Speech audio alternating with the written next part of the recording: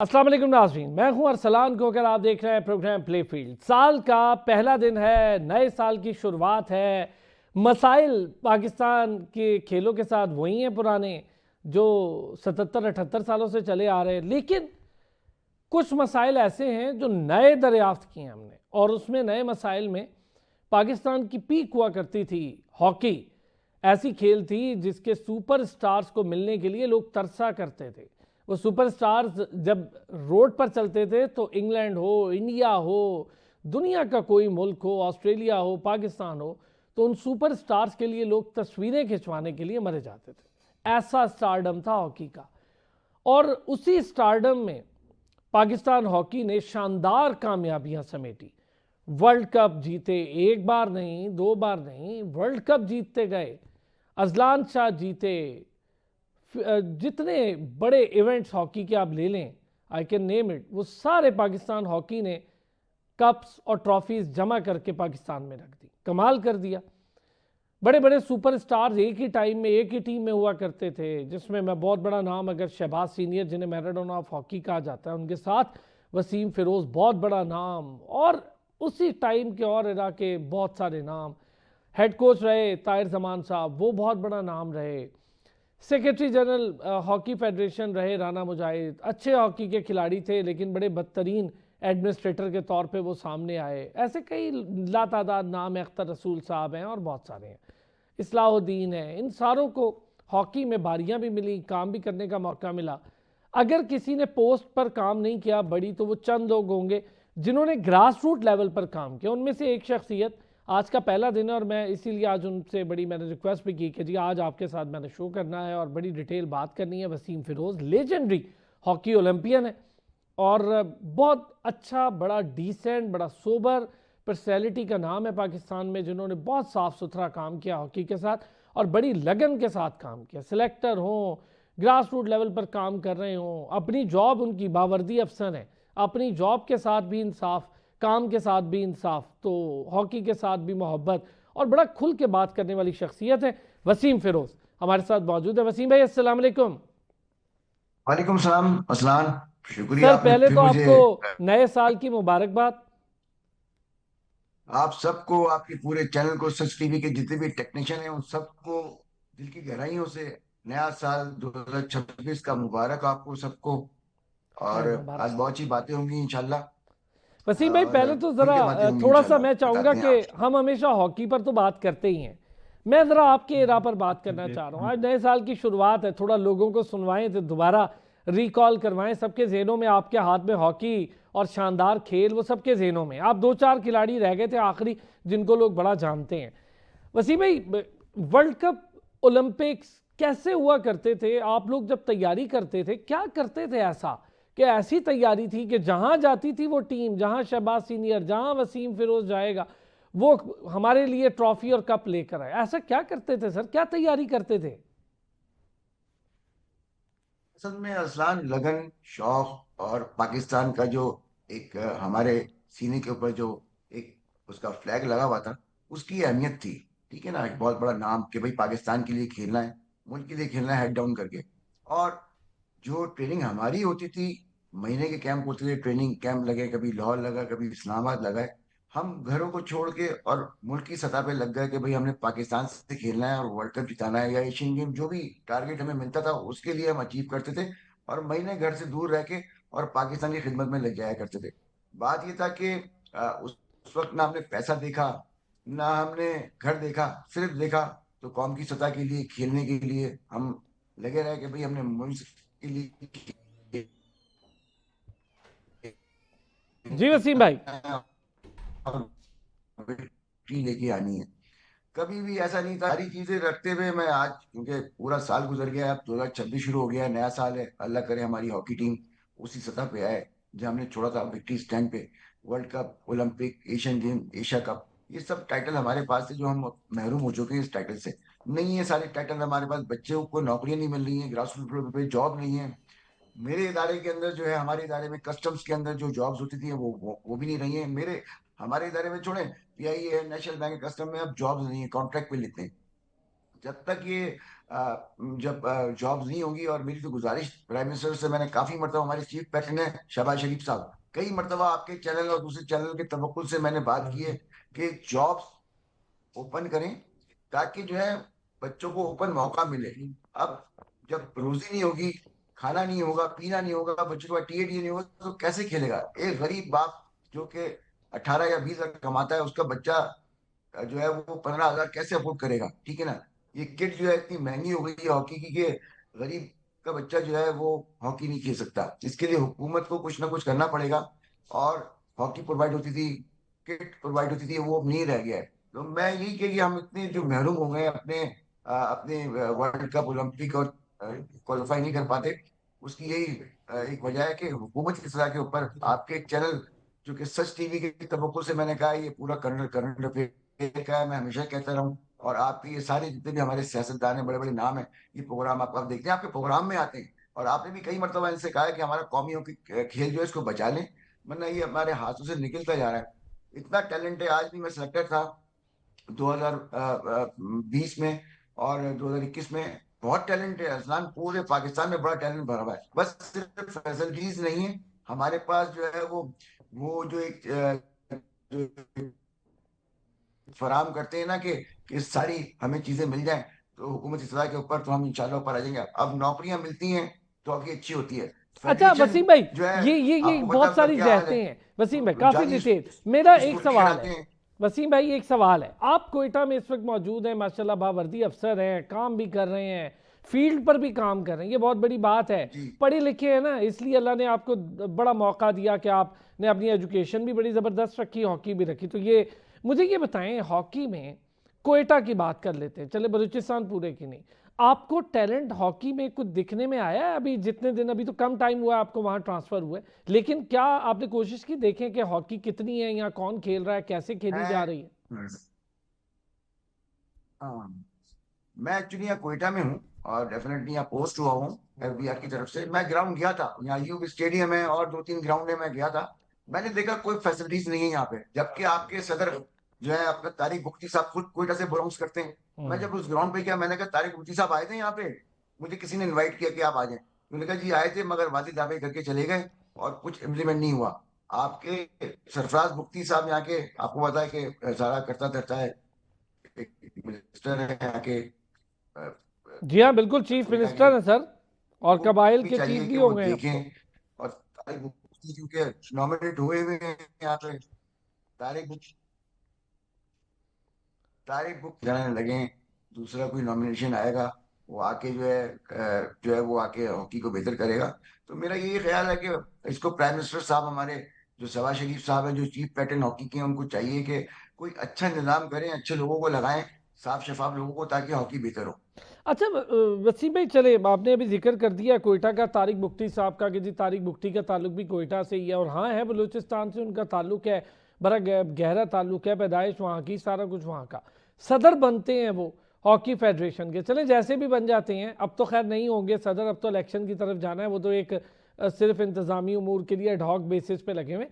लेकिन क्या आप नहीं समझते कि एक शख्स है जिसका ताल्लुक अपने इलाके बलूचिस्तान जैसे इलाके से हो, और वहाँ से वो उठे और सदर बने, उसके बाद आप नहीं समझते कि सबसे पहला काम तो नहीं करना चाहिए था कि बलूचिस्तान में ग्रास रूट लेवल पर हॉकी को कम से कम प्रमोट करते, स्कूल लेवल पर प्रमोट करते, लोगों को फ्री हॉकी देते, स्कूलों को पाबंद करते कि भाई हॉकी खिलाएं, टीम बनाएं हॉकी की, हम inter school, inter collegiate, inter university tournament करवाएंगे। कुछ भी नहीं हुआ, हालांकि आपके ज़माने में ये सब कुछ होता था, आप लोग तो स्कूल से हॉकी खेलते आए हैं। अब देखिए, मैं असलान से ही बात बताऊं, मैं कोयटा आया था 88 में, या हॉलैंड सीरीज खेलने के लिए अयूब स्टेडियम में। हम यहाँ जीते थे 3-1 से हॉलैंड से। एक सीरीज थी जो कि कोयटा में थी, बलूचिस्तान में थी, लाहौर में थी और इस्लामाबाद में थी। हम वो सीरीज जीत गए, तो मुझे याद है 88 की बात बता रहा हूँ। 88 के बाद से लेके फिर मैं नेशनल चैंपियनशिप खेलने आया था 2001 में, जब मैं डिपार्टमेंट से खेला था।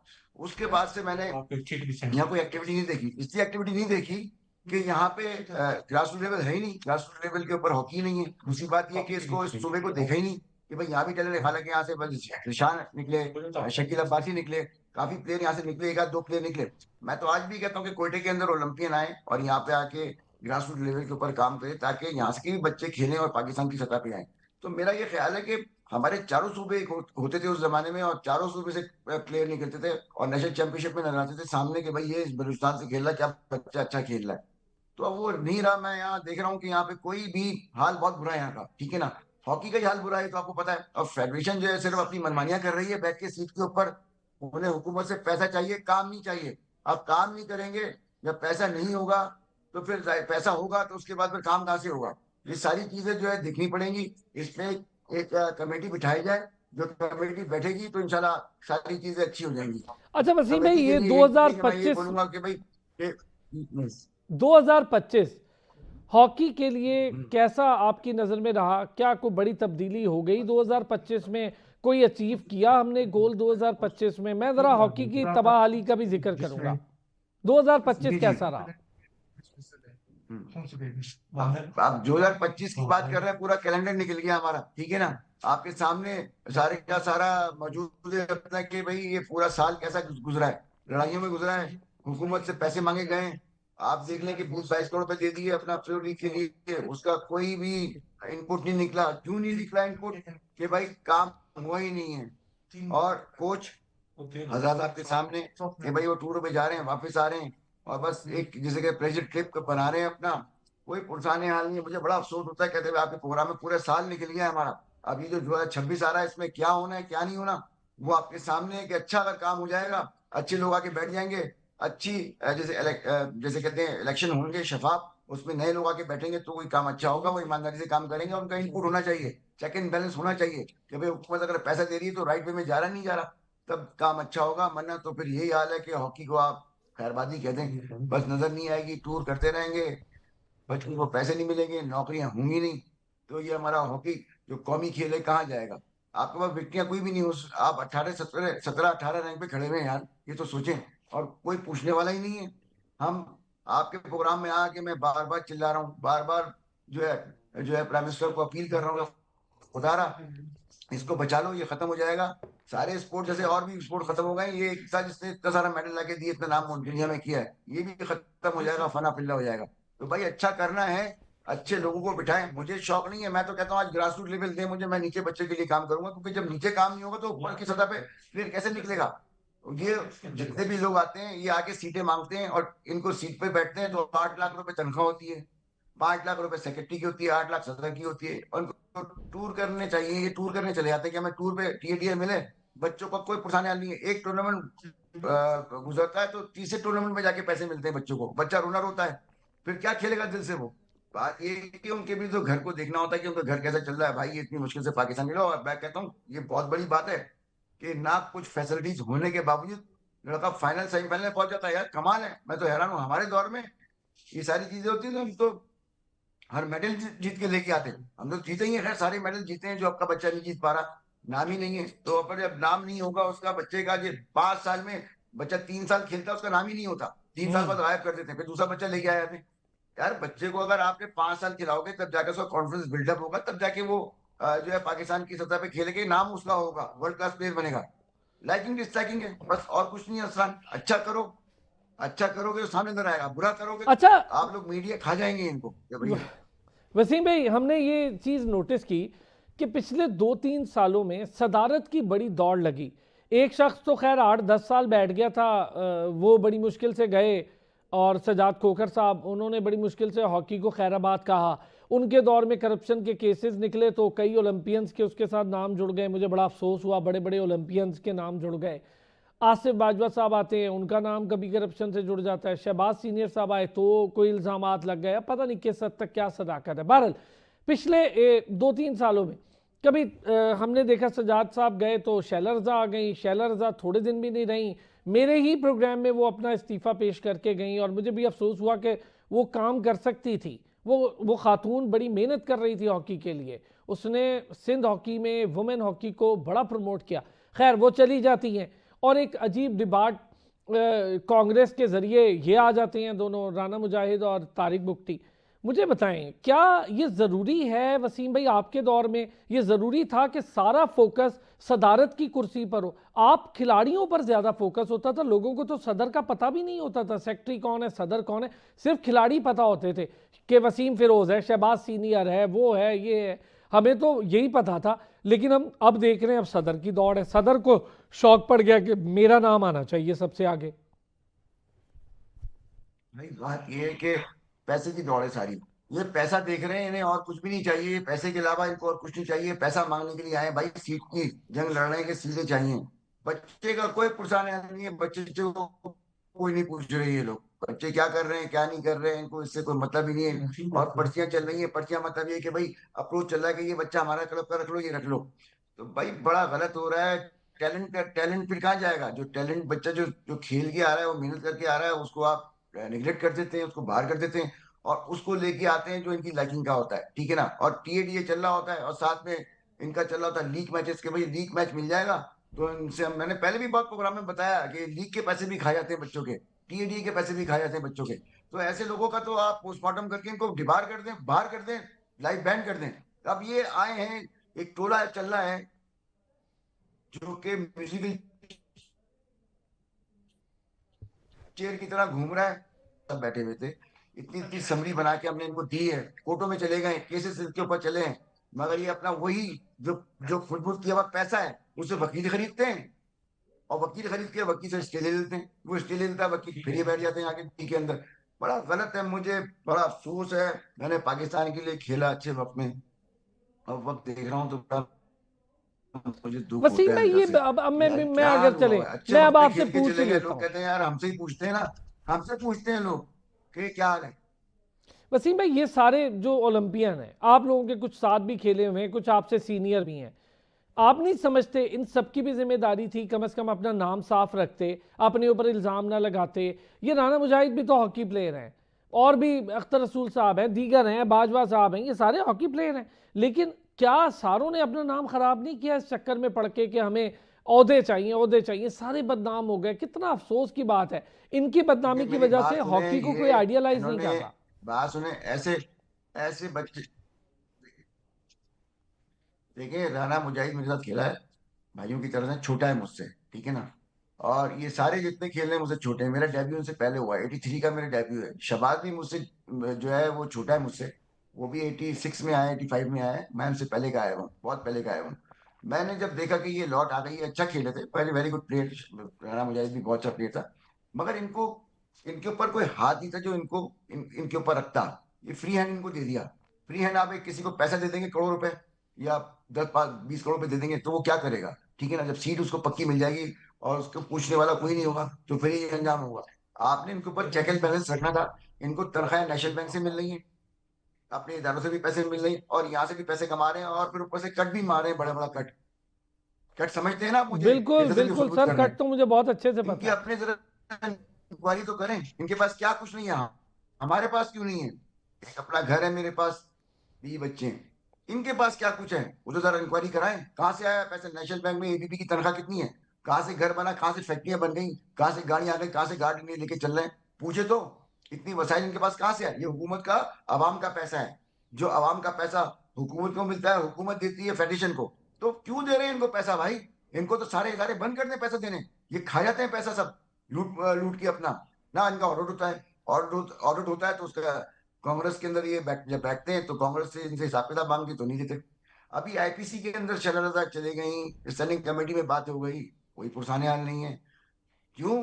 क्यों ऊपर से ये अपना अपने एक मनपसंद लोगों को ले लेते हैं, वो इनके, इनको फुल टाइम इनको सपोर्ट करते हैं, और फिर ये आगे बैठ जाते हैं। यही लोग घूम रहे हैं अंदर।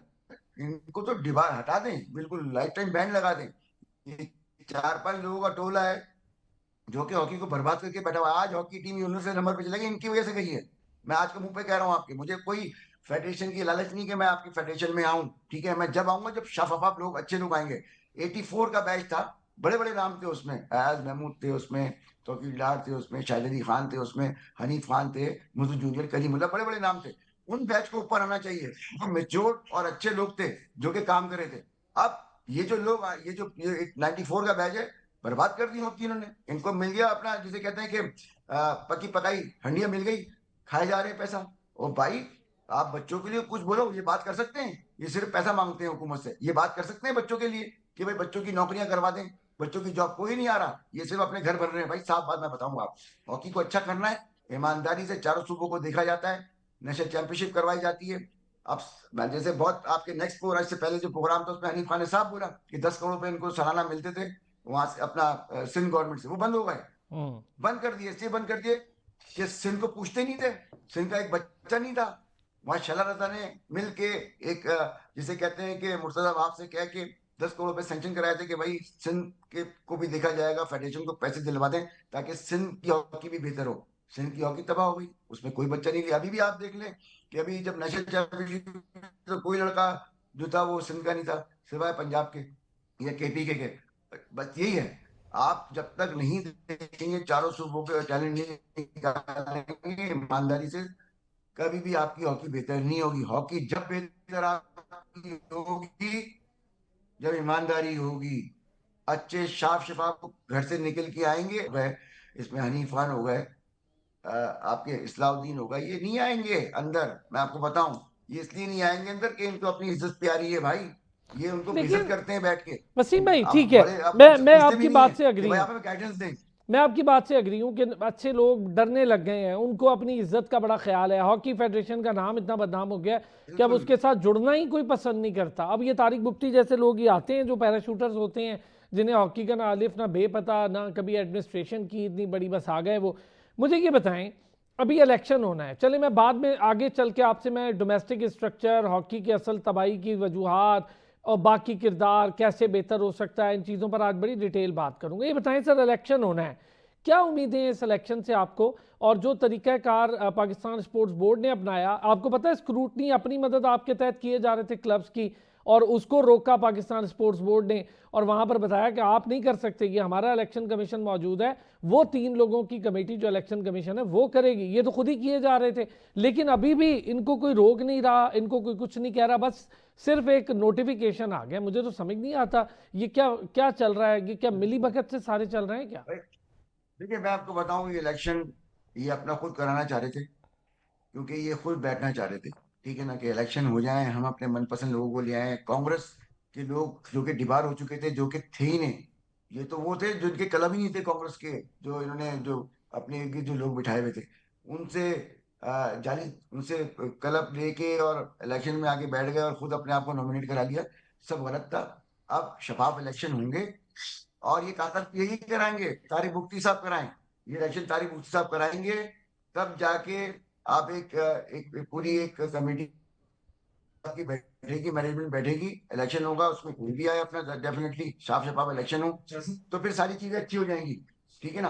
तो मैं ये सारी चीजें मैं इसलिए कह रहा था कि ये अब क्योंकि मुझे नहीं पता कब कराएंगे इलेक्शन, इलेक्शन होना चाहिए क्योंकि टाइम तो निकल चुका है। अब ये कब बैठेंगे अपना, हमारी स्पोर्ट्स बोर्ड वाले बैठ के जल्दी से डेट दे ताकि इलेक्शन हो और नई नई मैनेजमेंट आए और आके अच्छा काम करना शुरू कर दे। जहाँ तक डोमेस्टिक सर्कल की बात है, आपका ग्रास रूट लेवल बहुत अच्छा है, वो काम करे। नीचे जितने बैठे हुए हैं, ये नीचे काम करके दिखा दें, एक भी नहीं आएगा, इन्हें ऊपर की सीट ही चाहिए। भाई नीचे काम करो ना आके। मैं तो आज आपके चैनल के तवक्कुल से दावा कर रहा हूँ कि मुझे नीचे की सीट चाहिए था कि बच्चा ऊपर आए, वो नाम मेरा ही होगा अपना कि भाई बच्चा वसीम फिरोज ने 4 बच्चे ने हैं तो 2 बच्चे तो निकलेंगे, 10 बच्चे हैं तो 3 तो निकलेंगे। लेकिन वसीम भाई, अभी तो मैं जरा इस पे ना बड़ी डिटेल अगला सेगमेंट आपके साथ जो है ना तो ये ये बच्चे जब डोमेस्टिक तक, सर्किट पे हमसे करूंगा। कोई वो लेना देना नहीं है। मैं तो अपने चाहता हूँ शाम में जाके बच्चों को technical चीज़ बताता हूँ, स्टॉपिंग और रनिंग विद द बॉल, ये सारी चीजें। ठीक हो गया वसीम भाई, ये हम अगले सेगमेंट में इस पे बड़ी डिटेल बात करेंगे। ब्रेक लेता हूँ, ब्रेक से वापस आता हूँ। क्या हम इस साल इलेक्शन होता देख भी रहे हैं या नहीं? वसीम फिरोज क्या समझते हैं इस चीज पर? जरा मैं एक छोटा सा ब्रेक लूंगा, वापस आऊंगा और डोमेस्टिक स्ट्रक्चर पे बात। एक बार फिर खुश आमदीद वसीम फिरोज साहब, लेजेंडरी हॉकी ओलंपियन हमारे साथ मौजूद हैं। फखर है पाकिस्तान का, सासा है पाकिस्तान का, वो नाम है जिसको पाकिस्तान में बच्चा बच्चा अब भी जानता है, वो नाम है जिसको बैनुल अक़वामी सतह पर अब भी जाना जाता है। शहबाज सीनियर, वसीम फिरोज, ये सारे बड़े कमाल के नाम हैं। और आखिरी नाम सोहेल अब्बास है, जिनकी रिटायरमेंट के बाद मुझे लगता है कि हॉकी भी बेचारे वो साथ पैक करके ले गए, क्योंकि फिर हॉकी का भी कुछ नहीं बचा और कोई सुपरस्टार भी पैदा नहीं हुआ। अभी ज़रा इस पर भी बात करूंगा, क्या हम फ्यूचर में कोई सुपरस्टार देख भी पाएंगे या नहीं। बहरहाल पहले वसीम भाई आपसे पहले तो ये मुझे बताएं, क्या इस साल इलेक्शन होता देख भी रहे हैं आप अपने अंदाजे के मुताबिक? असलान मुझे तो बहुत गड़बड़ नजर आ रही है, क्योंकि कोई इम्प्लीमेंट नहीं है। इनको पैसा मिला जा रहा है, और कोई भी पाकिस्तान स्पोर्ट्स बोर्ड या प्राइम मिनिस्टर साहब इस पे, मैंने कहा था कि इस पे एक्शन लें और इसका इलेक्शन करवाएं, क्योंकि गैर मेयारी लोग बैठे हुए इलेक्ट होके, ठीक है ना। इनको तो हटाने के लिए यही है, हम कोर्ट में भी चले गए, केसेस भी डाल दिए, मगर ये इनकी, मैं क्या बोलूं कि ये इनको खुद सीट से उतर जाना चाहिए इनके।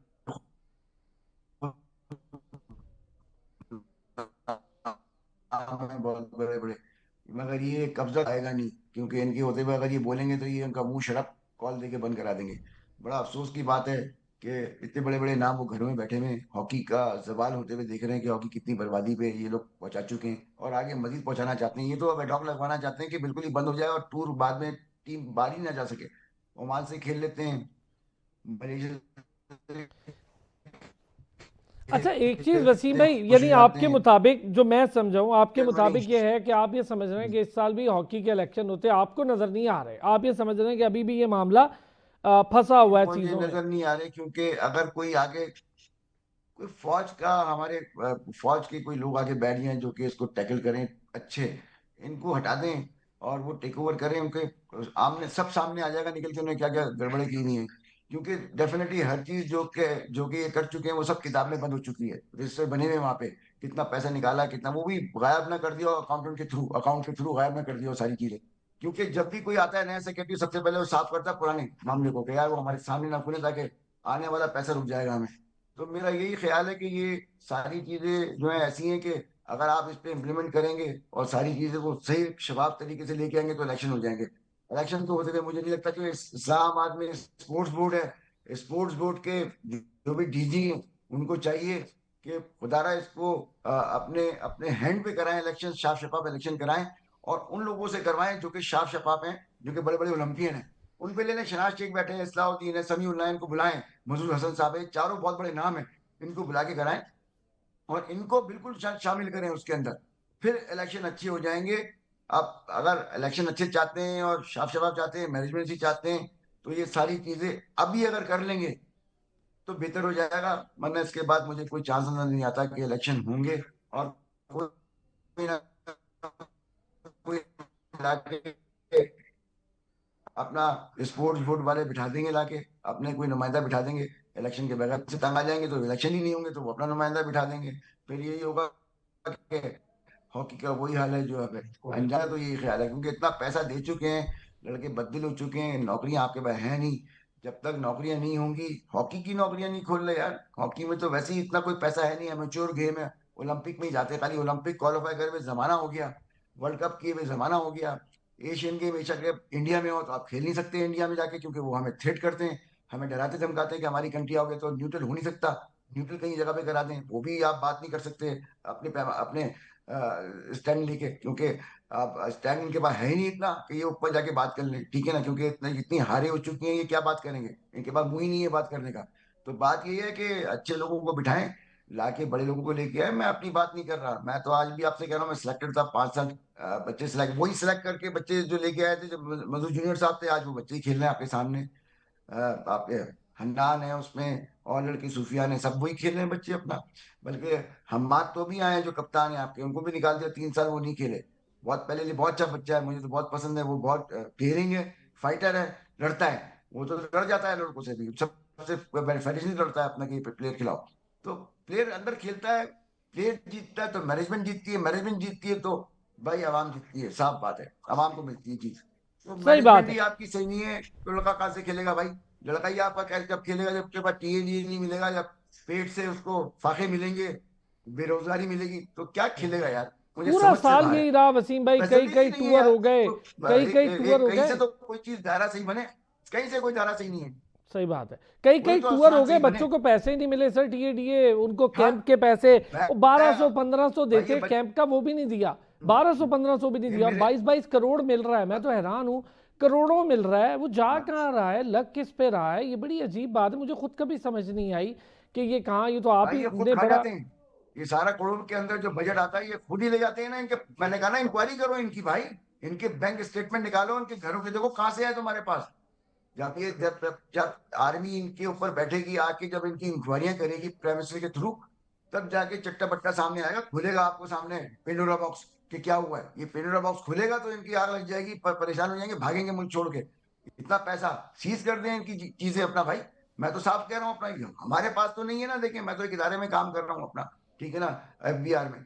तो अपना रोजगार चला रहे हैं अपनी नौकरी करके, ठीक है ना, जॉब भी कर अच्छा रहे हैं, साथ में वसीम हमारा भाई, एक घर है, अब जरा हम बच्चे डोमेस्टिक हैं। स्ट्रक्चर पे, चूंकि आपने जिक्र किया था बड़ा ज़रूरी, ये बताएं क्या आने वाले दिनों में ये हमारी जो अब की लॉट है, प्रेजेंट लॉट, इसमें से कोई कभी, मैं सोच सकता हूँ इंक्लूडिंग इमाद शकील भट्ट हो गया, सुफियान हो गया, हनान शाहिद हो गया, मुर्तज़ा हो गया, बहुत अच्छे लड़के हैं जो खेल रहे हैं। अब हनान शाहिद तो मुझे लगता है एक आपके पास एक्सेप्शनल केस है, एक अलग से चीज़ नज़र आ रही है चूंकि उसकी लेगेसी है, वो एक फैमिली से है, हॉकी फैमिली से है। मुर्तज़ा भी इसी तरह है, शानदार खेल रहा है, उसकी तो अलग गेम नज़र आ रही है। लेकिन क्या कोई सुपरस्टार बन पाएगा? इनका कसूर नहीं है सुपरस्टार बनने में, ये फेडरेशन को बनाना होता है। ये खेल तो अच्छा रहे, लेकिन क्या आप देख रहे हैं कि आने वाले फ्यूचर में इनमें से कोई सुपरस्टार हो? कोई एक नाम अगर आप लेना चाहें। हाँ भाई, मैं तो आपको ये जो स्टार बनते हैं ना, ये बनते हैं खेल खेल के। इनके ऊपर हाथ रखा जाता है, इनको बका किया जाता है, ट्रेनिंग में इनको अच्छी सेक्शन दिए जाते हैं, तभी ये स्टार बनते हैं। अब ये जो आपने बात की अरनान शाहिद का, ये शाहिद का बेटा है। शाहिद मेरे साथ बहुत पहले हॉकी कैंप में रहे हैं, कैंपों में रहे हैं। उनके जो भाई हैं गौस हैं, और उसका एक और भाई भी है अपना, चचा है उनके, अपना अपना याकूब। ये सारे हॉकी फैमिली खाते ही हॉकी के हैं, हॉकी पे इनका जीना मरना है भाई। तो बच्चा नहीं निकलेगा। ये सिलेक्ट मजू जूनियर ने किया था अदनान शाहिद को, इसमें मुर्तजा भी था। मुर्तजा बेल्जियम जाके बैठा हुआ है, वहां जाके अब खेल रहा है, क्योंकि उसको यहाँ पे जो है थ्रेट दिया गया, उसको डराया धमकाया गया कि भाई तुम्हें पाकिस्तान से नहीं खिलाएंगे, तुम फेडरेशन का साथ मत दो, ये ना दो। वो बेचारा बाहर चले गया। तीन चार लड़के तो बाहर जाके खेल रहे हैं आपके पाकिस्तान के, जो हमने सिलेक्ट किए थे और बेहतरीन प्लेयर थे। तो बात ये है कि जब फेडरेशन बच्चों को धमकाएगी डराएगी तो बच्चा कहाँ से खेलेगा? मुझे बताएं। बच्चा तो अच्छा, फ्रेश माइंड होता फेडरेशन है ने जब खेलता धमकाया है पाकिस्तान के डराया लिए। इन उसको बच्चों को? बिल्कुल डराया धमकाया कि भाई अगर तुम इनके हमारे फेवर में बात नहीं करोगे तो फिर डेफिनेटली हम आपको पाकिस्तान टीम से नहीं खेलने देंगे। जब उनको डराएंगे धमकाएंगे तो कहाँ से खेलेंगे? वो तो बच्चे ईमानदारी से खेलने आ रहे थे अपना। उनको फारिग कर दिया उन्होंने कहा जाइए। और उनको लीग खेलने के लिए उनको एनओसी दी थी। वो बात चले जो थी ये तो फेक थी, आप बगैर पूछे हमसे गए। उससे पहले हैदर था, हैदर ने एनओसी दी थी। उस एनओसी पे चले गए थे, हैदर सेक्रेटरी थे, वो उनके उनकी सेक्रेटरीशिप में गया था। ये तीन लड़के गए थे मेरे ख्याल है उसमें। तीन लड़के थे, एक तो हरनान था, वो सॉरी वो था अपना मुर्तजा याद था उसमें, और दो लड़के और थे उनके मुझे नाम अभी नहीं है ध्यान में। वो तीन लड़के बाहर चले गए आपके खेलने के लिए। पेस प्लेयर थे, बड़े जबरदस्त प्लेयर थे। मैं जब हॉकी फाइव ले गया था ओमान खिलाने के लिए, तो उन्होंने क्या गेम खेला था, मैं तो देख के क्या, मैंने यार पुरानी यादें ताजा कर दी। तो बात ये है कि ऐसे जब आप करेंगे बच्चों के साथ नाइंसाफियां करेंगे तो हॉकी कभी ऊपर नहीं जाएगी अरसलान। हॉकी के लिए देखें, पेट्रोल भी अगर आप लगाते हैं पीछे कोई, आप लगाते हैं कोई ऐसे प्लेयर लगाते हैं जो कि ईमानदारी से बच्चों को सिलेक्ट करें और फेडरेशन को भी समझाएं कि भाई इन बच्चों को खेलने दो। आपका सेक्रेटरी तो टीम बनाता है, आपकी सिलेक्शन कमेटी तो आपकी है ही नहीं। सेक्रेटरी बनाता है आपका टीम या कोच बनाता है। ये टीमें बनती हैं ऐसे, वो अपनी मनमानियां करते हैं, अपने मनपसंद बच्चे ले आते हैं। 2 साल बच्चा खेलता है, जब तैयार होता है तो उनको निकाल देते हैं, दूसरे बच्चे ले लेते हैं। वो भाई उनको 5 साल 7 साल खिलाओ ताकि उनका कॉन्फिडेंस बिल्डअप हो, वो एक जगह पे वो मेंटी अपना जो है अपने पूरी जो है अपना अहमियत डाल के पाकिस्तान के लिए खेलें। लड़का जो डरा डरा खेलता है कि यार अब निकाल देंगे, अब निकाल देंगे मुझे, अब बाहर कर देंगे।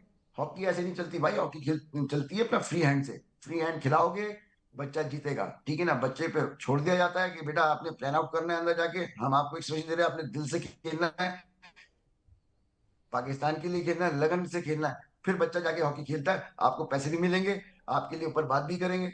जब ये सारी चीजें नहीं होंगी तो बच्चा तो दिल बर्दाश्त हो जाएगा, कहाँ से खेलेगा लड़का? मैं आज भी लड़कों की बात कर रहा हूँ, मैं कल भी मैं लड़कों की बात करता रहूंगा। हम भी प्लेयर थे तो हम खेलते थे, अपने कोचेस हमारे कोचेस हमें समझाते थे कि बेटा आपने खेलना है, आप जीतोगे तो हम जीतेंगे। जब लड़का ही नहीं खेल पाएगा तो जीत कहाँ से मिलेगी आपको? तो पर यही हाल है, पुरसाने हाल जो कि हो रहा है। आसान आपके चैनल के तवज्जो से बार बार मैं कह रहा हूँ, ये सच टीवी के चैनल की तरफ से कि खुदारा ये सच टीवी जो है ये करंट अफेयर के प्रोग्राम भी करता है, इसमें बड़े बड़े मिनिस्टर बैठते हैं, ये बात उन तक पहुंचे। मुझे शौक नहीं है, मुझे शौक है सिर्फ पाकिस्तान की जीत का, कि पाकिस्तान उसी स्टैंड पे आके खड़ा हुआ। पता नहीं हमारे जीते जी खड़ी होती है नहीं होती, मर खप जाएंगे भाई, तब जाके होगा क्या ये। एक तो आपकी पीढ़ी निकल चुकी है, दूसरी पीढ़ी भी आपकी निकल जाएगी, तो आप कहाँ से स्टैंड करोगे यार। आज मैं बैठा हुआ हूँ, काम करने के लिए बैठा हुआ हूँ कि यार मुझे कोई ऐसा असाइनमेंट मिले जहाँ पे मैं बच्चों के लिए काम करूँ। मुझे नहीं करना नीचे काम, पर काम नहीं करना, नीचे सही बात है। मेरी जब भी आपसे बात करना हुई है, है वसीम भाई, आपका यही कहना ऊपर है के मुझे लिए ग्रास रूट लेवल पर काम दें। करना है, मुझे जो ये बात का बड़ा भरपूर अंदाजा, और मैं बड़ा खुश होता करना हूँ, हमेशा इसको अप्रिशिएट भी करता सर, हूँ कि आप हमेशा कहते हैं मुझे ग्रास रूट लेवल पर काम करने दें, ताकि मैं आपको टीम के लिए लड़के निकाल के दूं। ये सबसे बड़ा हमें विजन और जज्बा चाहिए। अगर हम ये ना देखें आज के दौर में कि ग्रास रूट पे कोई काम करना ही नहीं चाह रहा, तो फिर तो हमारी ग्रास रूट इसी तरह तबाह होती रहेगी। वसीम भाई, ये डोमेस्टिक स्ट्रक्चर क्या होता था हमारा, जो अब है ही नहीं बिल्कुल, ज़रा बताएंगे। स्ट्रक्चर को अगर आपने ठीक करना है तो चारों सूबों में आप जो है वो टूर्नामेंट कराएं, जैसे नेशनल चैंपियनशिप है, गोल्ड कप है, कोयटा में होता था जनरल मूसा टूर्नामेंट, वो ऑर्गेनाइज कराएं, कायदे आजम गोल्ड कप ऑर्गेनाइज कराएं, ठीक है ना। और डिफरेंट थे, कस्टम गोल्ड कप ऑर्गेनाइज कराएं। बहुत सारे टूर्नामेंट थे जो कि हमारे होते थे, वो रह गए जिसमें प्लेयर बिजी रहते थे। 12 महीने बिजी रहते थे हम लोग। उन 12 महीनों के अंदर जो था, वो प्लेयर निकल के सामने आता था मेहनत करके अपने अपने डिपार्टमेंट से, और वो पाकिस्तान की सतह पे आके, वो कैंप में आके पाकिस्तान की सतह पे जाता था। तो मेरा ख्याल है यही है कि डोमेस्टिक स्ट्रक्चर यही है कि आप जो है वो टूर्नामेंट कराएं डोमेस्टिक ज्यादा से ज्यादा, ताकि प्लेयर निकल के सामने आए और वो उनकी निगाहों में रहें जो कि उनको सेलेक्ट कर रहे हैं। ये ना हो कि ज्यादती कर दें, ठीक है ना। अगर प्लेयर अच्छा खेला है नेशनल चैंपियनशिप के अंदर और वो अपनी पूरी जोर लगा रहा है, अब जाहिर सी बात है वो सालों की मेहनत करके आ रहा है, और नेशनल चैंपियनशिप 1 साल के बाद ही होती है, बल्कि अब तो 2-2 साल के बाद हो रही है। पहले हर साल हो जाया करती थी। और उसमें अच्छे लोग आए, उसमें सेलेक्ट करें और पाकिस्तान की सतह पे उनको लेके आए, उनको सेलेक्ट करें वहां से, और और सेलेक्ट करके कैंप में उनको उनकी शमूलियत हो, तब जाके ये सारी चीजें बेहतर होंगी असला। अच्छा, कोई बिल्कुल लास्टली कोई ऐसी चीज़ जो आप समझते हो कि अब ये होना बहुत ज़रूरी है और इसके बगैर अब हॉकी ठीक नहीं होगी, कोई एक या दो ऐसे पॉइंट्स जो आप समझते हो कि बिल्कुल एट द लास्ट आप बताना चाहें सुनने वालों के लिए, कि ऐसा क्या हो कि हमारी हॉकी में पैसा भी आ सके, हमारी हॉकी में लड़के को भी सुकून मिल जाए, उसको भी कोई कुछ तो बेहतरी हो सकती है, कोई तो अभी पॉइंटर्स होंगे। अभी आप अभी असल आखिरी मौका में मैं अपने अपने आप से समझता हूँ कि भाई ये होना चाहिए कि लीग हो जाए, पाकिस्तान में लीग हो, चारों सूबे की लीग हो, ठीक है ना, और फ्लड लाइट हो। उसमें आप जो है फ्रेंचाइज दें, स्टारों को दें, जहांगीर खान को बना दें, शाहिद आफरीदी को बना दें, कि एंटरटेनमेंट आए। उसमें फ्लड लाइट मैचेस में लोगों को चाहिए शाम के टाइम वो एंटरटेनमेंट, जब ऑफिस से घर आते हैं तो उनको चाहिए एक एंटरटेनमेंट। बच्चों को लेके आएंगे तो बच्चे देखेंगे, तो उनके अंदर से खुद ही खुद जो है स्पोर्ट्स जगेगी, और वो खुद अपील करेंगे कि हमें हॉकी खेलनी है। हॉकी जब तक ये आपकी लीग नहीं होगी पाकिस्तान के अंदर, और स्पॉन्सर आए उसके अंदर, स्पॉन्सर वो खुद देखें, ठीक है ना, उसमें आप जो है स्पॉन्सर के अंदर आप कोई ऐसा ऑडिट लगाएं, ऑडिट वाला जो कि बैठे अकाउंट संभाले सारा। हर साल एक कैलेंडर बन जाए, कैलेंडर बनेगा, हर साल ये ऑर्गेनाइज होगा। लीग टूर्नामेंट पाकिस्तान की सतह के ऊपर, बाहर से प्लेयर आएंगे, भले आप मलेशिया से मंगवा लें, इंडिया नहीं आती, इंडियन नहीं आते, नहीं आए, आप मलेशिया से मंगवाएं, बांग्लादेश से मंगवाएं, ओमान से मंगवाएं, बाहर से एक आध हॉलैंड से आ जाएगा। उनकी पूरा इंतजाम करें सिक्योरिटी का, सारी चीजों का। उसके बाद ये देखें आप कैसे ऊपर आता है, और मल्टीनेशनल कंपनीज इसमें शामिल हो जाएंगी। देखिए, एट अ टाइम इतनी जल्दी इतना पैसा नहीं मिलेगा, हॉकी में जीत है नहीं, हार ही हार है। इसके लिए आपको एफर्ट करनी पड़ेगी, आपके एड्स चलेंगे, ठीक है ना। एड्स के साथ साथ जब ये फ्लड लाइट की इसको जब आप जो है कैलेंडर में लेके आएंगे, चारों सूबे में इनको देखा जाएगा। बेहतरीन हर बेहतरीन बात, मेरा ख्याल है एक ये आपके पास इतना अच्छा एक प्लान है इस्लामाबाद, एक वसीम रोहित भाई। कराची। इस तरह का जी। प्लान हो हमारी हॉकी फेडरेशन, आपने वर्बली बता दिया, आपको लिखने कहूँ तो आप, मुझे पता है कि बहुत शानदार एक प्लान डिटेल हमें लिख के दे देंगे। आप इस पे बहुत काम भी कर चुके हैं ऑलरेडी, मेरी डिस्कशन कई बार हो चुकी है। वसीम फिरोज साहब, थैंक यू सो मच, आपने आज वक्त निकाला हमारे लिए। और हम ये समझते हैं कि जो हॉकी पर वसीम फिरोज साहब ने बात की, ये वो ओरिजिनल बात है, क्योंकि ये वो लोग हैं जिन्होंने हॉकी का और हमारा सर फखर से बुलंद किया है। एक ब्रेक लेंगे, लेजेंडरी वसीम फिरोज हमारे साथ थे। ब्रेक के बाद ज़रा बात करेंगे हम पाकिस्तान क्रिकेट को लेकर, और इस साल क्रिकेट से क्या उम्मीदें हैं, क्या बेहतरी आ सकती है जो पिछले साल नहीं हुई, क्या हमने कमाया, क्या खोया, क्या पाया, पीएसएल को लेकर बात करेंगे एक ब्रेक के बाद। एक बार फिर खुश आमदीद। जैसा कि मैंने कहा था, जरा हॉकी से निकलेंगे और क्रिकेट की तरफ जाएंगे। पूरे साल का आता भी करेंगे, आगे क्या हो सकता है। वर्ल्ड कप हमारे सामने है, किस पर हमने बात करनी है। पीएसएल के मामला सामने 8 जनवरी को बस अब ऑक्शन होने जा रहा है, कोई ज़्यादा दूर नहीं है, हमारे बिल्कुल करीब है।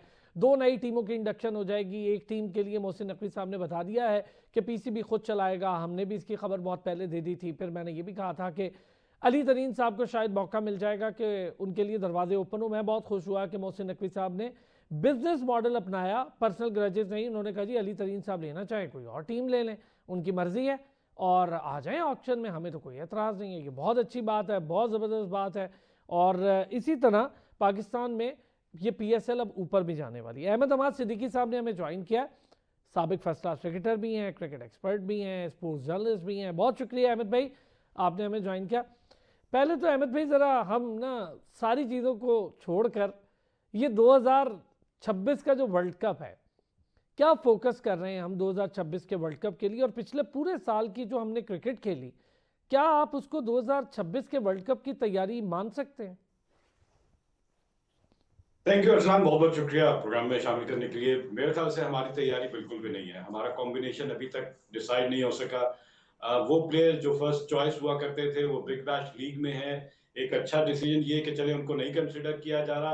आप अपनी बेंच स्ट्रेंथ को चेक कर रहे हैं कि जो हमारे वो यंगस्टर्स जिनको नहीं मौका मिलता था, उनको ये जो श्रीलंकन टूर है prior to that T20 world cup, उसमें उनको चेक कर लिया जाएगा। एक एक एक्टिवेशन बहुत अच्छी हो जाएगी कंडीशन से। उस वर्ल्ड कप से पहले आप श्रीलंका में जाके खेल रहे हैं, तो ये एक अच्छा है कि आपको पता चल जाएगा उन पिचेस पे कितने रन बनने चाहिए और कितने रन आप डिफेंड कर सकते हैं। बॉलर्स किस लेंथ पे बॉल करेंगे, टर्न मिलेगा नहीं मिलेगा, ये सारी चीजें आपको अंदाजा हो जाएगा। चलिए एक अच्छी प्लानिंग मैं करूंगा।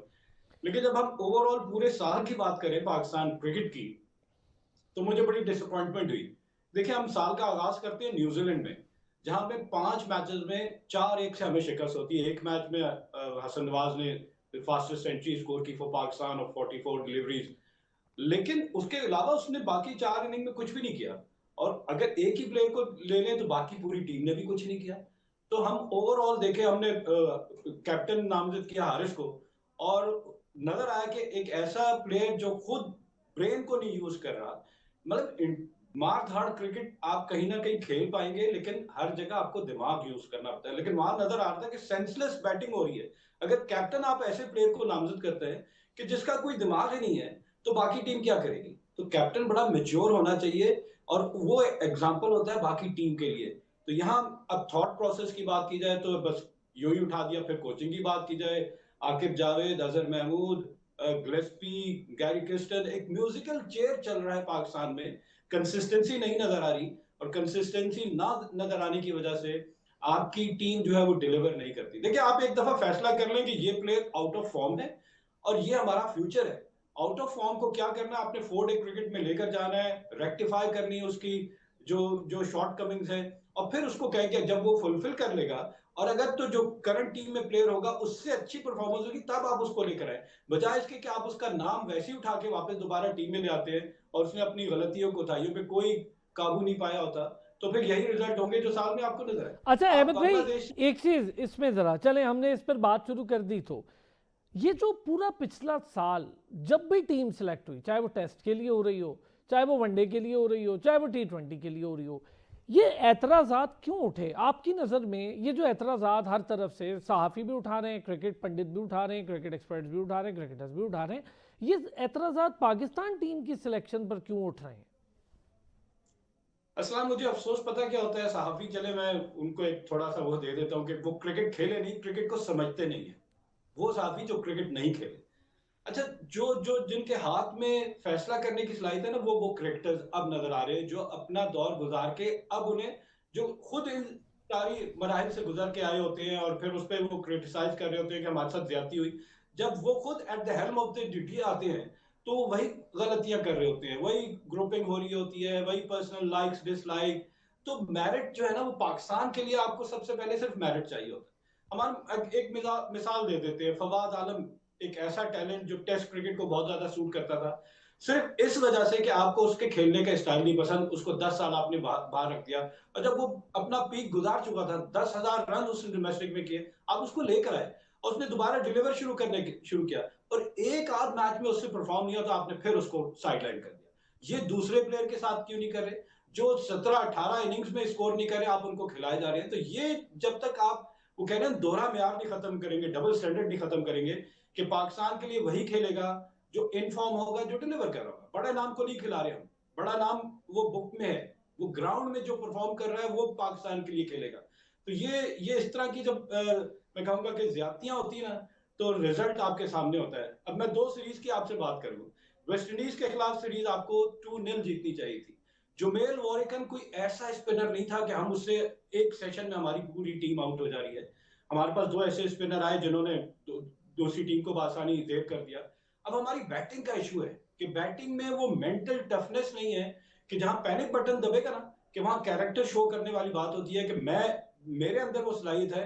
एक सेशन देखिए, पार्टनरशिप जब आप बिल्ड करते हैं कॉन्फिडेंस आ जाता है, आप रिवर्स कर देते हैं प्रेशर को, लेकिन वहां पार्टनरशिप बिल्ड ही नहीं हो रही थी। अच्छा उसका अहमद रीजन अहमद भाई आपने अभी एक बड़ा अच्छा वर्ड कहा कि हमारे पास बैटिंग में मेंटल टफनेस की कमी महसूस हुई। मुझे बताएं, सलमान अली आगा हो क्या, शान मसूद रन्स के ढेर लगा दिए, डोमेस्टिक में रिकॉर्ड तोड़ दिया जी उन्होंने, डोमेस्टिक में रन्स के ढेर लग गए उनके। बाबर आजम, रिजवान, कम से कम इन प्लेयर्स का मैं जिक्र करूंगा, बाकियों का बाद में।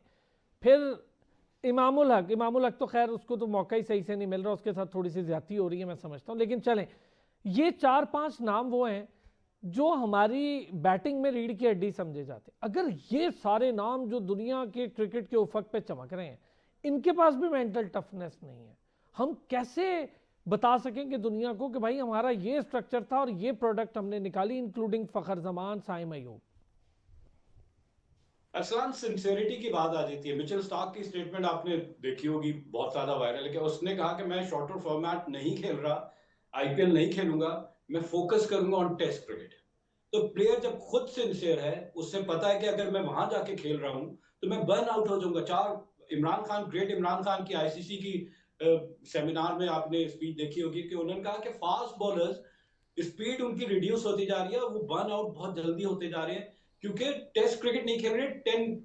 वनडे क्रिकेट की वो बात कर रहे थे, उस वक्त T20 इतनी नहीं आई थी, कि वो ज्यादा लगता है इसमें 4 ओवर का spell as compare to test cricket. Test cricket में आप 8 ओवर का स्पेल करते हैं, आपको ब्रेक मिलता है, लेकिन आप उसमें प्लानिंग नजर आती है बैट्समैन को, आप प्लान करके आउट कर रहे होते हैं। ये नहीं कि आपने बॉल मिडिल स्टंप पे कर दिया, उसने स्लॉग कर दिया, टॉप एज लग गया या मिस कर दिया तो आपको विकेट, वहां विकेट बाय करनी होती है, हम विकेट अर्न करते हैं अपने स्किल्स के थ्रू। अब पाकिस्तान के टेम्परामेंट की जब आपने बात की ना, मेंटल टफनेस की, तो जब तक आप अपनी इस टीम को, टेस्ट टीम को और वनडे को अलग नहीं कर देंगे और T20 को टोटली सेपरेट नहीं कर देंगे, आपकी क्रिकेट इंप्रूव नहीं होगी। आप ये मेरे वर्ड्स बेशक लिख लें कि आप T20 क्रिकेट को टोटली सेपरेट कर दें। वो प्लेयर जो T20 का टेम्परामेंट लेकर आता है वो टेस्ट और वनडे में नहीं चल सकता, लेकिन अगर टेस्ट का बहुत अच्छा प्लेयर है, बहुत ही क्लासिक प्लेयर है, वो जाके बाकी फॉर्मेट में फिट हो सकता है। हम अदर वे अराउंड चल रहे होते हैं, हम T20 में पाकिस्तान सुपर लीग में जो परफॉर्म करता है उसको ले जाके टेस्ट मैच में खिला देते हैं, तो उसका तो टेम्परामेंट ही 4 ओवर का है, उसको तो जहां उसके जोन में बॉल आएगी वो रोक नहीं पाएगा अपने आप को, और वो स्लॉक करके अपनी विकेट थ्रो कर देगा। On the other hand, test cricket में आपको मेरिट पे खेलना होता है और सेफ साइड खेलना होता है, आपको सेशन टू सेशन जाना होता है। 90 ओवर्स पर डे, 5 दिन में 450 ओवर आपके जहन में होते हैं कि अगर हम 60 ओवर में आउट हो गए तो अभी पीछे कितने ओवर पड़े हुए, दूसरी टीम को हमने ज्यादा मार्जिन दे दिया। तो वहां सेशन टू सेशन प्लानिंग नजर आती है, क्रिकेट नजर आती है, एज कंपेयर टू T20। मैं कहूंगा क्रिकेट को दबा, इस वक्त क्रिकेट बेशक पैसा अर्न कर रहे हैं आप थ्रू T20, लेकिन क्रिकेट इससे बहुत ज्यादा नुकसान हो रहा है, डिस्ट्रॉय हो रही है। मैं ये कहूंगा ग्लोबल तो होकर दिया आपने, ये ओलंपिक्स में भी चली जाएगी क्रिकेट, अब 2028 में लॉस एंजलिस में क्रिकेट होती हुई नजर आएगी, लेकिन क्वालिटी आप कॉम्प्रोमाइज कर रहे हैं और उसका रिजल्ट आपके सामने। पाकिस्तान बहुत ज्यादा सफर कर रहा है, क्योंकि पाकिस्तान ने लास्ट जो आईसीसी वर्ल्ड टेस्ट चैंपियनशिप हुई तो हम फिनिश कर रहे हैं बॉटम, लास्ट पे। तो किसको कसूरवार ठहराएंगे? सिस्टम को जाहिर है, और टीम सिलेक्शन को, कि आप ऐसे प्लेयर को सिलेक्ट कर रहे हैं जो T20 में खेल अभी रहा है। रिसेंटली भी एक टीम सिलेक्ट हुई है अहमद भाई, श्रीलंका के लिए। मुझे लगता है कि वर्ल्ड कप के लिए भी कमोबेश वही टीम होगी। बाबर आजम आ जाएंगे, चूंकि बिग बैश खेल रहे हैं, शाहीन की थोड़ी इंजरी का है वो भी आ जाएंगे, हारिस रऊफ भी आ जाएंगे। इन 3 की जगह मैं मार्जिन रख लेता हूँ। कीपर, हमने 3 कीपर इंडक्ट किए हैं सर उस टीम में, और तीनों वो कीपर हैं जो इररेगुलर अरसलान, हैं अपनी जाती टीमों में, जहां पर वो डोमेस्टिक एक खेलते हैं वहां वो कीपिंग नहीं करते, तो वो 3 कीपर्स हमने डाल दिए हैं। मुझे बताएं, क्या वो 3 कीपर और हारिस इंक्लूडिंग वर्सेस रिजवान अगर मैं कर लूं, तो क्या रिजल्ट्स आपके सामने आते हैं? बिल्कुल गलत सिलेक्शन होगी। देखिए बाबर आजम क्यों आ जाएंगे टीम में? बाबर आजम ने बिग बैश लीग में क्या डिलीवर किया? एक हाफ सेंचुरी। शाहिन शाह अफरीदी ने क्या किया? नथिंग। हारिस रऊफ चले ठीक है, पेस मैं बैक करता हूं ऐसे बॉलर को जो पेस मैटर करती है। तो बाकी तो शादाब खान को शोल्डर इंजरी के बाद आप ला रहे हैं, तो लाकर आप क्या सुफियान मुकीम और फैसल अकरम के साथ जाती नहीं कर रहे, जो जो जिनका वक्त है अभी खिलाने का, तो आप उनको नहीं खिला रहे। और शादाब खान चूंकि नाम नाम जब आप लेकर आएंगे ना, सिर्फ परफॉर्मेंस नहीं लेकर आएंगे, तो पाकिस्तान टीम सफर कर रही होगी। फिर आपने 3 विकेट कीपर्स की बात कर दी। मैं अभी भी रिजवान को इंसान से हाईली रेट करूंगा। रिजवान के पास एक्सपीरियंस, देखा जब भी कोई मेगा इवेंट होता है हम हसन अली को ले आते हैं कि जी उसके पास एक्सपीरियंस है, तो रिजवान के पास एक्सपीरियंस नहीं है। और जिन जिनको हमने ट्राई कर लिया तो वो तो सारे रिजल्ट हमारे सामने। तो रिजवान बेटर चॉइस है, रिजवान से ही आपको लेकर परसिस्ट करना चाहिए था। लेकिन अब थिंक टैंक क्या कर रहा है कि हमने फ्यूचर लेकर चलना है और उस्मान खान को आप खिला दें। लेकिन वो बड़ी मैच विनिंग इनिंग आपको नहीं खेल के दिखाएगा Usman Khan. Rizwan on the other hand जब वो इन्फॉर्म होता है और बाबर के साथ इन पेयर वो बैटिंग कर रहा होता है, तो लग रहा होता है कि ये दोनों मैच आसानी से जिता के ले। बाकी प्लेयर को आप बैटिंग करते हुए देखेंगे तो आपके ऊपर, देखने वाले के ऊपर वो कॉन्फिडेंस ही नहीं होता कि यार ये मैच नहीं जिता सकता। ये लेकिन आपकी क्या किसी भी आप बॉल। समझते हैं अहमद भाई कि रिजवान टीम में होगा? मुझे तो जो इत्तलात हैं कि रिजवान की कंटिन्यूटी अब पीएसएल के बतौर कप्तान भी नहीं होगी मुल्तान सुल्तान के, तो मेरे पास तो बड़ी सख्त इत्तलात हैं, वो मैं अभी तो खैर अगली शेयर कर दी, अभी तो बड़ा टाइम है। लेकिन मैं बहरहाल ये आप तक आपसे तो बात हो सकती है इसलिए कर दी हमने कि सुनने वालों तक पहुंच जाए। पर क्या रिजवान की वापसी किसी सूरत मुमकिन हो पाएगी T20 के? अभी हमारा वर्ल्ड कप है, बहुत बड़ा इवेंट है, हमें बहुत सीरियस लेना होगा इस इवेंट को। अहमद हसन नवाज तक को तो हमने भेजा नहीं है श्रीलंका, अचानक गायब कर दिया उसको, वो जो जनरेशनल टैलेंट नहीं था हमारा। बिल्कुल रहमत नवाज को नहीं लिया, इरफान खान नियाजी नहीं है, लेकिन मुझे खुशी है अब्दुल समद को लेकर आए, जो पावर हिटर है, जो बड़ा अच्छा, मैं कहूंगा कि अगर वो क्लिक कर जाता है तो वो मैच विनर है। डाउन दी ऑर्डर बहुत अच्छी बैटिंग कर सकता है। जहां तक आपने विकेट कीपर बैटिंग की दोबारा बात करें, रिजवान बिल्कुल जगह बनती है। देखिए साहिबजादा फरहान को हम अभी भी as wicketkeeper batsman consider कर रहे हैं, जबकि उसने खुद कहा कि मैं विकेट कीपिंग करता हूं तो मेरी बैटिंग इफेक्ट हो जाती है। इसके अलावा और क्या ऑप्शन है आपके पास? मोहम्मद हारिस और बलोचिस्तान के हमारे विकेट कीपर है, क्या नाम उनका, हसीबुल्ला। तो चॉइसेस तो अगर आप सारों का एनालिसिस करें तो आप वापस घूम के फिर रिजवान के पास ही आना चाहिए, क्योंकि जो वेल्थ ऑफ एक्सपीरियंस है, जो परफॉर्मेंस है, देखिए टफ टाइम पे ना एक्सपीरियंस हमेशा मैटर करता है। रिजवान हमें नजर आता है कि उनके पास वो सिस्टम है। अभी बिग बैश लीग में कोई ऐसी बड़ी इनिंग तो नहीं खेली, लेकिन अगर आप बाबर आजम को विदाउट एनी परफॉर्मेंस लेकर आ सकते हैं, शाहिन शाह अफरीदी को विदाउट एनी 2 ओवर में 43 रन खा रहे हैं 2.4 ओवर में, उनको ला सकते हैं, तो रिजवान से ऐसी पर्सनल ग्रज क्या है? तो फिर रिजवान को भी लेकर आए, फिर आमिर जमाल को भी लेकर आए। अगर आपने पाकिस्तान का सोचना है तो आमिर जमाल से अच्छा ऑलराउंडर नहीं है। अच्छा, वैसे वही उसका नाम मशहूर। गायब हो गया। हाँ, आपने अच्छा नाम लिया सर, उसका नाम गायब हो गया। वैसे मैं समझता हूँ अगर आप ऑलराउंडर की लॉट की बात करें प्रेजेंटली, तो मैं समझता हूँ फ़हीम ने काफ़ी इंप्रूव किया है, फ़हीम अशरफ ने डिज़र्व भी करता है, इंप्रूव किया है, अच्छी परफॉर्मेंसेज है। नवाज काफ़ी इंप्रूव प्लेयर के तौर पे हमें नज़र आ रहा है, लेकिन प्रॉब्लम यहाँ ये है कि फ़हीम भी हो, नवाज भी और शादाब, उसके लिए एक परफॉर्मेंस के बाद दरवाजे खुले हैं, सुफियान मुकीम के लिए नहीं खुले। अब ये ज्यादती है ना। देखें जो डिजर्विंग प्लेयर है, जिस आप स्टैट्स देखते हैं कि उसने कितनी विकेट्स ली, क्या इकोनॉमी थी, क्या वो शॉर्टर फॉर्मेट के लिए सूट करता है नहीं करता, उस सारे बॉक्सेस को टिक कर रहा है, तो उसको टीम में आना चाहिए। तो अगर सिलेक्शन का क्राइटेरिया आपको समझ आ जाए कि क्या है, अगर तो परफॉर्मेंस है तो फिर तो वो डिजर्व करता है, वो आप पाकिस्तान टीम में उसको रखना चाहिए। लेकिन फिर वही बात कि क्योंकि मैचेस हमने सारे श्रीलंका में खेलने हैं, वहां फास्ट बॉलिंग ऑलराउंडर्स आपको नहीं चाहिए, वहां स्पिनिंग ऑलराउंडर्स चाहिए। जहां नवाज पाकिस्तान टीम में है, मेरे हिसाब से खुशदिल शाह को भी टीम में होना चाहिए था, क्योंकि स्पिन ऑप्शन और फिर 702 बैटिंग कर लेता है। तो यहाँ पे अब बड़ा इनको मैं कहूंगा कि सोच समझ के फैसला करना पड़ेगा। अभी तो चले ये 3 मैचेस की सीरीज है, उसके बाद पाकिस्तान की जो वर्ल्ड कप का स्क्वाड फाइनल जो होना है, उसमें बड़ा सिलेक्टर्स के ऊपर सवालिया निशान आ जाएगा और बहस भी छिड़ेगी कि इन कंडीशन में किसको होना चाहिए था। क्योंकि ये जो बिग बैश लीग प्लेयर खेल रहे हैं, वो तो पाकिस्तान क्रिकेट बोर्ड का ऑस्ट्रेलिया से एग्रीमेंट हो गया कि वो पूरी लीग मुकम्मल करके आएंगे अपार्ट फ्रॉम शादाब खान।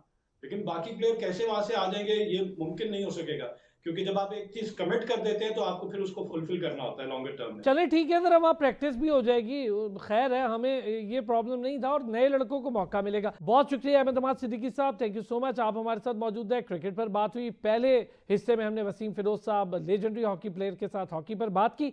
नाज़रीन अब तक के लिए इतना ही, लेकिन कल एक स्पेशल शो है, पाकिस्तान फुटबॉल फेडरेशन के प्रेसिडेंट भी होंगे उसमें, पाकिस्तान फुटबॉल वुमेन हेड भी होंगी उसमें, पाकिस्तान की नेशनल फुटसॉल टीम और ईरान से हालिया ज्वाइन किया पाकिस्तान को हेड कोच ने, वो भी उस शो का हिस्सा होंगी। तो देखना ना भूलिएगा कल 4 बजे।